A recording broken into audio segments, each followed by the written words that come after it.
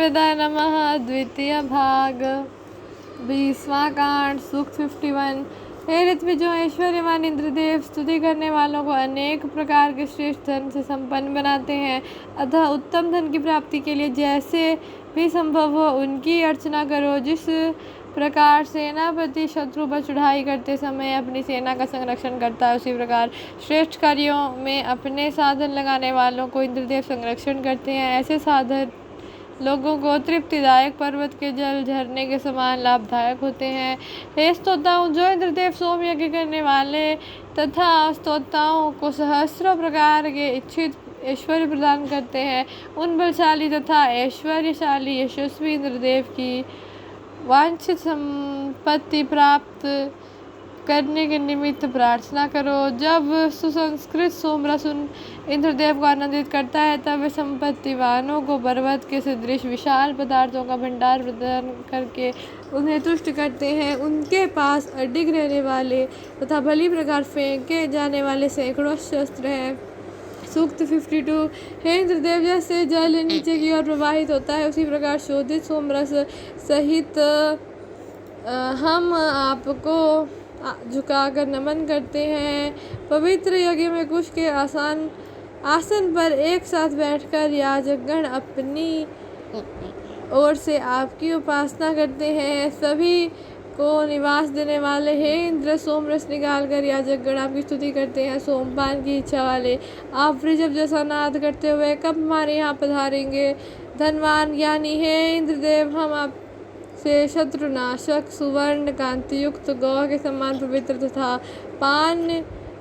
धन पाने के इच्छुक है। हे शूरवीर इंद्रदेव, कर्ण वंशियों में धावी पुरुषों द्वारा स्तुति किए जाने के बाद आप उन्हें हजारों प्रकार के बल तथा ऐश्वर्य प्रदान करते हैं।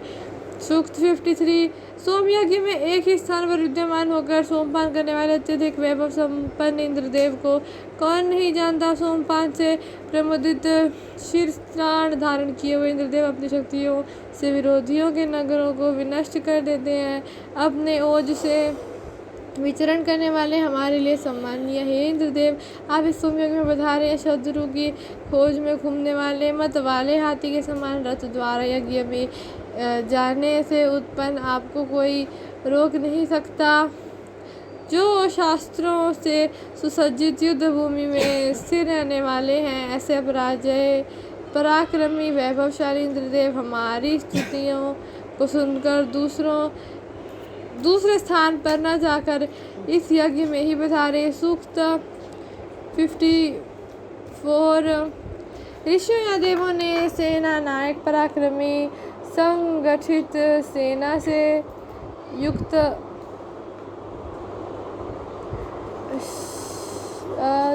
शस्त्र धारण करने वाले इंद्रदेव को प्रकट किया। वे शत्रुहंता उग्र तीव्र गति से कार्य करने वाले इंद्रदेव महिमामय है।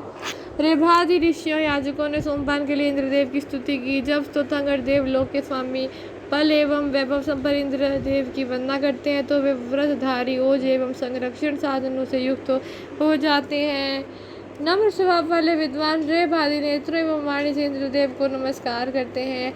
किसी से द्रोह न करने वाले हे श्रेष्ठ स्तोताओं, आप भी इंद्रदेव के कानों को प्रिय लगने वाली ऋचाओं से उनकी स्तुति करो। सूक्त 55। धनवान वीर महाबलशाली अपराजय इंद्रदेव को हम सहायतार्थ बुलाते हैं। सबसे महान यज्ञों में पूज्य इंद्रदेव की स्तुतियों द्वारा हम स्तोत्रों द्वारा प्रार्थना करते हैं। हे वज्रधारी, ऐश्वर्य प्राप्ति के लिए हमारे सभी मार्ग सुगम बनाए। आत्मशक्ति संपन्न इंद्रदेव, आप राक्षसों से जीत कर लाए गए धन से स्तोताओं का संरक्षण करें और जो आपका आह्वान करते हैं उनकी वृद्धि करें। हे इंद्रदेव, आपके पास जो गायें अश्व तथा विनाशी ऐश्वर्य विद्यमान है, उसे आप सोमयागी तथा दक्षिणा प्रदान करने वाले याजकों को प्रदान करें। आप उसे